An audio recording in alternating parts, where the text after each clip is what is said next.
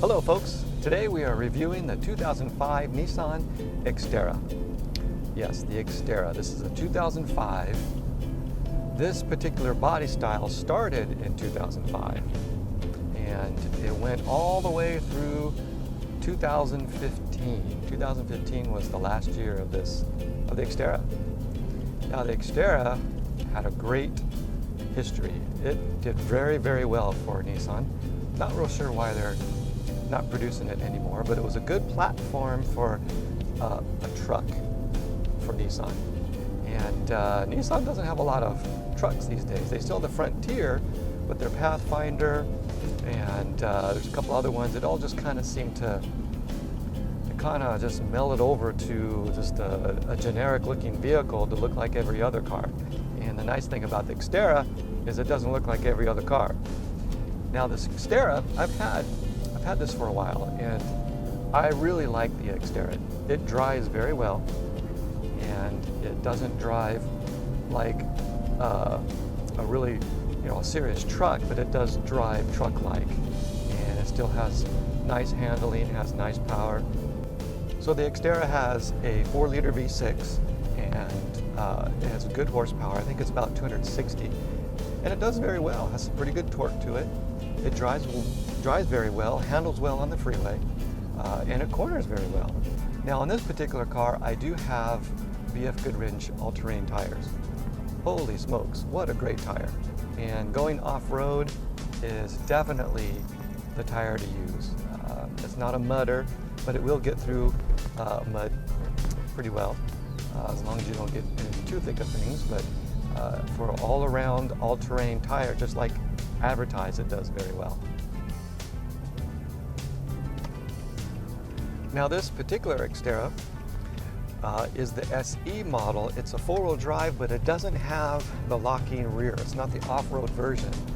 However, it does have electronic traction control. So if you do get into some slippery stuff, you need a little extra help, there it is, you got it. Now the 4-wheel drive system on this is very easy. It's just a switch. You turn the switch into 4-wheel drive and you're done. It does have a low, which you need to put the car in neutral and stopped, and then put it in low, and then it goes into low, and it gets you a lot more torque going at slow speeds. So it's very easy to put the car in 4-wheel drive and then take it out at 4-wheel drive. You can do it really at any speed, I think, as long as it's 4-wheel high. And when I've been off-road, I never had a problem. It handles very well and does very well off-road.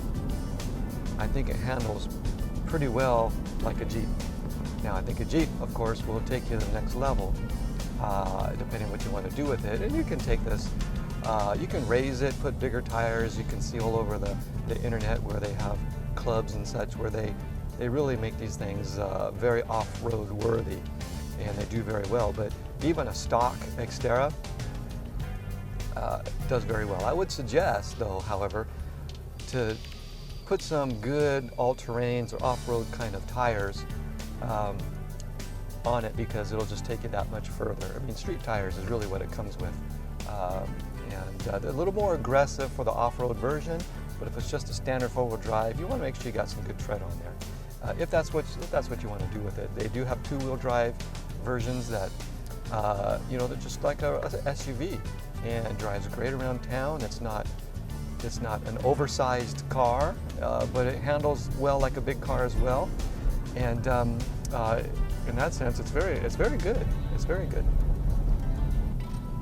Now, a couple challenges I do have with the car.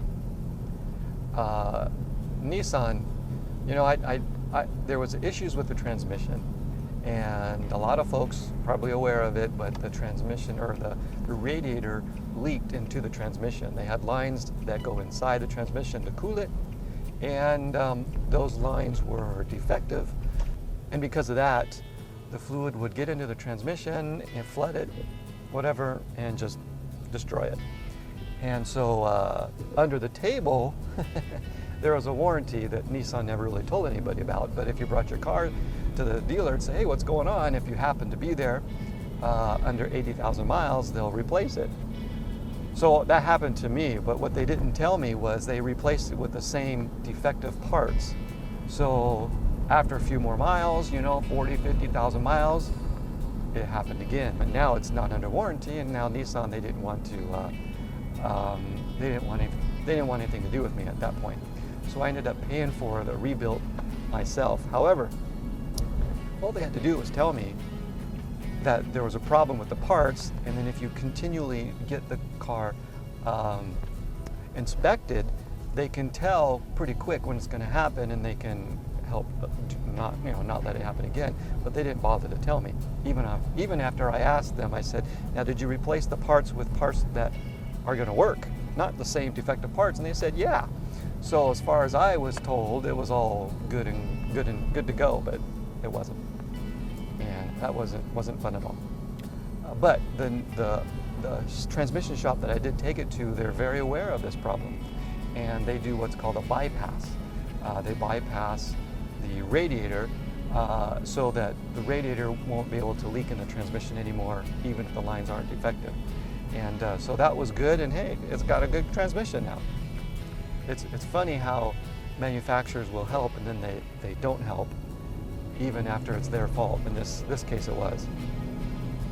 That being said, the car, when everything is working, just like all cars are great, but it does really well. It does good. It's a good car. Other than that, I really haven't had any kind of complaints. It really is dependable. I've taken on road trips. It drives very well. It keeps up with traffic and passes traffic, making passes like you need to sometimes. It does just fine. So as a road trip car, it's very good. I like it a lot. Now, if you want to get one, I think around 2010, I believe I heard that Nissan fixed that problem of the defective radiator lines. But just do your due diligence if you look into getting one. And if you can, do the bypass. Do the bypass on the radiator, so you don't even need to worry about that problem. Now, as far as transmission cooling, it does just fine. So if you do the bypass, my experience, temperature-wise and cooling-wise, it does great. It does really good. In the transmission shop that I did it at, they have experience doing that. They've said, yeah, they never had any problems after they did that bypass. So yeah, good car, good for road trips. Just beware of the transmission, and other than that, hey, it's great. So until next time, thanks for joining me, and join me again for the next one coming up soon. We'll see you soon. Thanks.